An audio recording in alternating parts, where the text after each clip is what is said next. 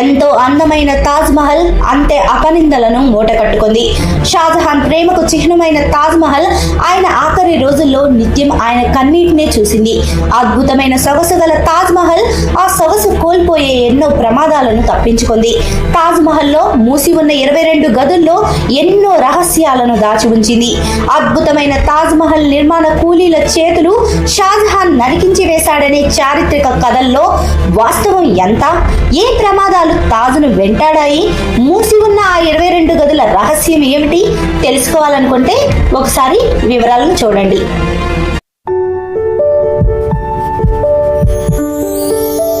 ఈ ప్రపంచంలోని 7 వింతల్లో ఒకటైన తాజ్ మహల్ ఉత్తరప్రదేశ్లోని ఆగ్రాలో ఉంది. షాజహాన్ తన భార్య ముంతాజ్ జ్ఞాపకార్థం కట్టించిన పాలరాతి సమాధి ఇది. ప్రేమికులు తాజ్ మహల్ని ప్రేమ చిహ్నంగా భావిస్తారు. ప్రేమ కానుకలు ఇవ్వాలంటే మొదట తాజ్ మహల్ బొమ్మే గుర్తు వచ్చేంత ప్రేమికుల మధ్య దోచుకుంది తాజ్ మహల్. భారతదేశంలో టూరిస్టులను విపరీతంగా ఆకర్షించే పర్యాటక కేంద్రంగా తాజ్ మహల్ కు ప్రత్యేక గుర్తింపు ఉంది. తమ 14వ బిడ్డకు జన్మనిస్తూ మరణించిన భార్య ముంతాజ్ జ్ఞాపకార్థం మొఘల్ చక్రవర్తి షాజహాన్ ఈ కట్టడాన్ని 17వ శతాబ్దంలో నిర్మించారు. భారతీయ, ఇస్లామిక్, పర్షియన్ నిర్మాణ శైలిలో రూపుదిద్దుకున్న ఈ కట్టడాన్ని నిర్మించడానికి 22 సంవత్సరాల వరకు సమయం పట్టింది. దాదాపు 20,000 మంది కార్మికులు ఈ నిర్మాణానికి పనిచేశారు. ప్రపంచవ్యాప్తంగా ఎంతో ప్రాముఖ్యత కలిగిన తాజ్ మహల్ ని యునెస్కో 1983లో ప్రపంచ వారసత్వ సంపదగా గుర్తించింది. ఇక తాజ్ మహల్ వెనుక చాలా మందికి తెలియని ఆశ్చర్యపరిచే నిజాలున్నాయి. అవేంటో మీరు చూడండి.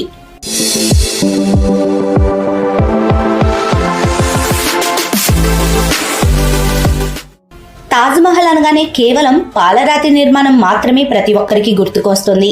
కానీ దాన్ని నేరుగా సందర్శించి నిశితంగా పరిశీలిస్తే ఓ ప్రత్యేకత కనిపిస్తుంది. ఈ నిర్మాణంపై ఉండే వివిధ డిజైన్లను 28 రకాల విలువైన రాళ్లతో చెక్కారు. దగ్గరగా వెళ్లి చూసిన వారికి ఇది స్పష్టంగా తెలుస్తుంది. ఇక శతాబ్దాలు గడిచినా నేటికి చెక్కు చెదరకుండా ఈ నిర్మాణం నిలిచిందంటే అందులో వినియోగించిన సాంకేతికత, నిర్మాణ సామాగ్రి ఎంత దృఢమైనదో తెలుస్తోంది. తాజ్ మహల్ నిర్మాణం కోసం వినియోగించిన సామాగ్రిని ఒక చోటు నుంచి మరో చోటుకు తరలించేందుకు దాదాపు 1000 ఏనుగులను వినియోగించారట. ఇక ఈ కట్టడంలో వినియోగించిన సామాగ్రి ఎక్కడెక్కడి నుంచి తీసుకొచ్చారో తెలిస్తే మీరు నిజంగానే ఆశ్చర్యపోతారు. భారతదేశంలోని పంజాబ్, రాజస్థాన్ ప్రాంతాలతో పాటు విదేశాలైన Afghanistan, Sri Lanka, China, Tibet, Arabia నుంచి తాజ్ మహల్ నిర్మాణ సామాగ్రిని తీసుకువచ్చి దీని నిర్మాణంలో వినియోగించారు. తాజ్ మహల్ మొత్తం నిర్మాణానికి అప్పట్లోనే 32 మిలియన్ రూపాయలు ఖర్చయిందట. ఇది రికార్డుల ప్రకారం తెలిసింది. అదే ప్రస్తుత సమయంలో నిర్మిస్తే దాని ఖర్చు సుమారు 70 బిలియన్లకు చేరుతుందని అంచనా 2020 లెక్కల ప్రకారం. దీంతో ఇదెంత ఖరీదైందో మీరే ఊహించుకోవచ్చు. ఇక్కడ ప్రతి ఒక్కరికి ఆశ్చర్యం కలిగించే మరో విషయం ఏమిటంటే తాజ్ మహల్లో లైట్లు వెలిగించరు. యమునా నది తీరాన ఉన్న ఈ తాజ్ మహల్ కి వెలుతురు ఉంటే పురుగులు చేరి అవి తాజ్ అందాలను నాశనం చేసే ప్రమాదం ఉంది. దీంతో ఈ అద్భుతమైన కట్టడం అందం పాడయ్యే అవకాశం కూడా ఉంది. అందుకే తాజ్ మహల్ వద్ద లైట్లు వెలిగించడాన్ని చరిత్రకారులు నిషేధించారు. బహుశా ఈ విషయం చాలా మందికి తెలియకపోవచ్చు. ఇక రాత్రి వేళ వెన్నెల వెలుగుల్లో తాజ్ మహల్ ను వీక్షించడం నిజంగా ఒక గొప్ప అనుభవం అని చెప్పవచ్చు. ఎందుకంటే రోజంతా ఒకేలా కనిపించే ఈ నిర్మాణం చంద్రుడి వెలుగుల్లో కొత్త రంగులను అద్దుకుంటుంది. అదేవిధంగా కొన్ని సందర్భాల్లో సూర్యాస్తమ సమయాల్లో కూడా తాజ్ మహల్ రంగు విభిన్నంగా కనిపిస్తుంది. సూర్యోదయ సమయంలో ముత్యాల బూడిద రంగు, సాయంకాలం గులాబీ రంగులో, మధ్యాహ్నం సమయంలో మిలమిలలాడే తెలుపు రంగులో, సూర్యాస్తమయంలో నారింజ బంగారు రంగులో, సాయంత్రం వేళలో నీలి రంగులోనూ దర్శనమిస్తుంది. ఇక భూకంపాల వంటివి వచ్చినా కూడా తాజ్ మహల్ కి ఏమీ కాకుండా ప్రత్యేక చర్యలు తీసుకున్నారు. తాజ్ మహల్ ని ఒకసారి పరిశీలిస్తే 4 వైపులా స్తంభాలు కాస్త బయటకు వంగినట్లు ఉంటాయి. అవి భూకంపాల లాంటి ప్రమాదాల నుంచి తాజ్ ను కాపాడటానికి ఉపయోగపడతాయి. అలాగే తాజ్ మహల్ ని యమునా నది పక్కన నిర్మించారు కాబట్టి తాజ్ మహల్ ఇప్పటికీ చెక్కు చెదరకుండా ఉంది. ఎలా అంటే తాజ్ మహల్ పునాదిని కలపతో వేశారట. అది ఎక్కువ కాలం నిల్వ ఉండదు కనుక యమునా నది దగ్గరలో ఉండటం వల్ల ఆ నీటి చెమ్మ తగిలి కలప గట్టిపడి పునాది పటిష్టపడుతుందట. ఇక తాజ్ మహల్ సముదాయంలో తిరుగుతున్నప్పుడు ఈ నిర్మాణంపై మీకు ప్రతి చోట ఖురాన్ శ్లోకాలు రాసి కనిపిస్తాయి. ముంతాజ్ మహల్ యొక్క సమాధి కూడా ఓ ప్రత్యేకతతో కూడుకొని ఉంటుంది. ఆమె అసలు సమాధిపై అల్లాకు సంబంధించిన 99 పేర్లు గల కాలిగ్రాఫిక్ శాసనాలు ఏర్పాటు చేయబడ్డాయి. ఇక తాజ్ మహల్ ను ప్రతిరోజు కనీసం 12,000 మంది పైగా పర్యాటకులు సందర్శిస్తారు. ప్రపంచ వింతల్లో ఎక్కువగా ప్రజలు సందర్శించేది తాజ్ మహల్ నే అట. తాజ్ మహల్ కి గురించిన విశేషాలు చాలా అందంగా అద్భుతంగా ఉన్నాయి కదా. కానీ అది నాణానికి ఒకవైపు కథ మాత్రమే, మరోవైపు కథ వేరే ఉంది.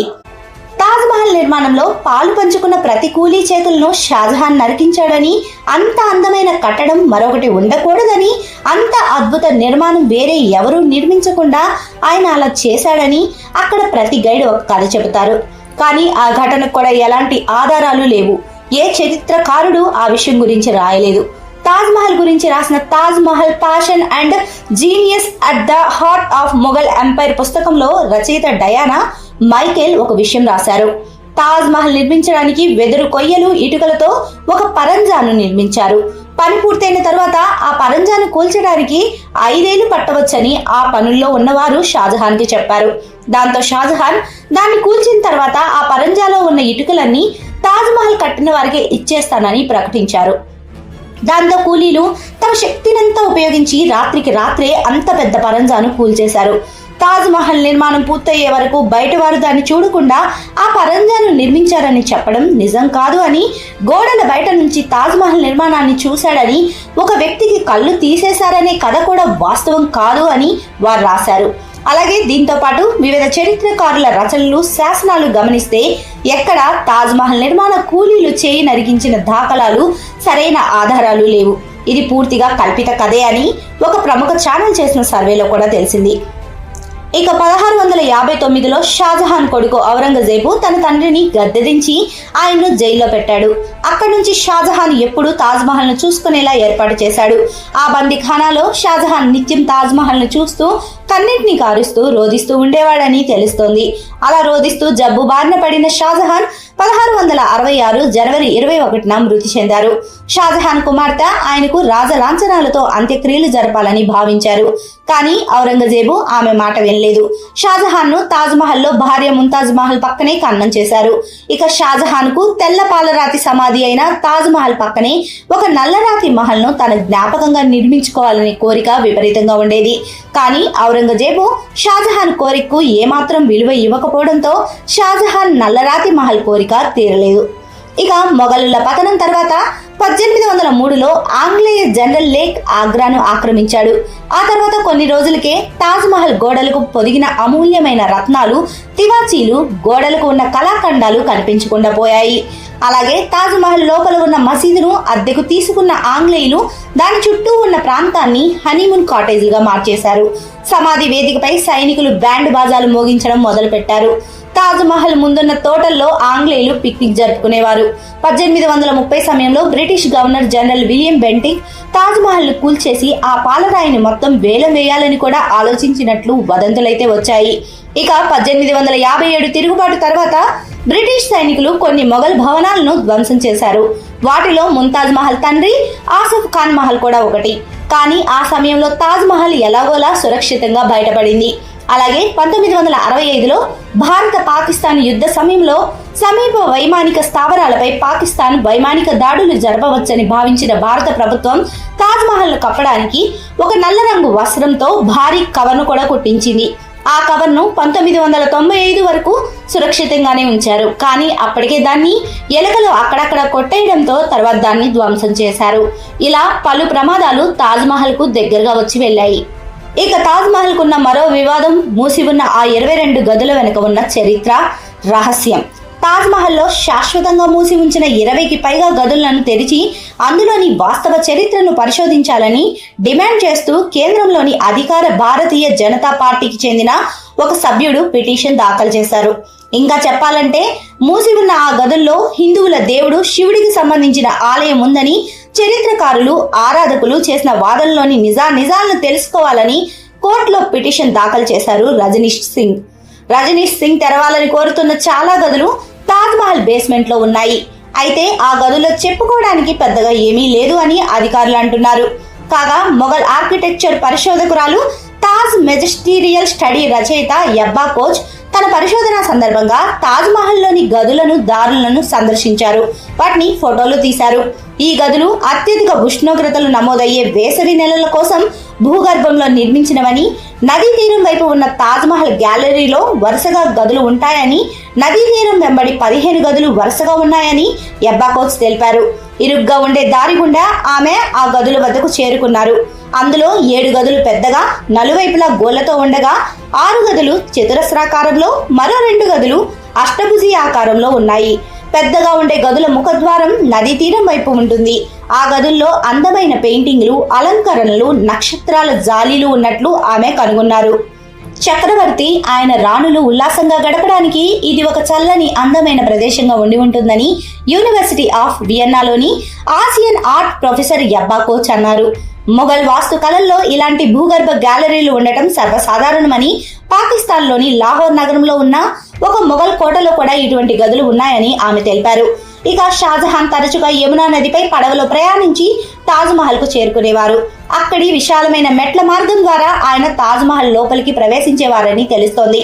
1978లో వరదలు వచ్చే వరకు ఆ భూగర్భ గదులు సందర్శకుల కోసం తెరిచి ఉండేవని ఢిల్లీకి చెందిన చరిత్రకారులు రానా సఖ్వీ తెలియజేశారు.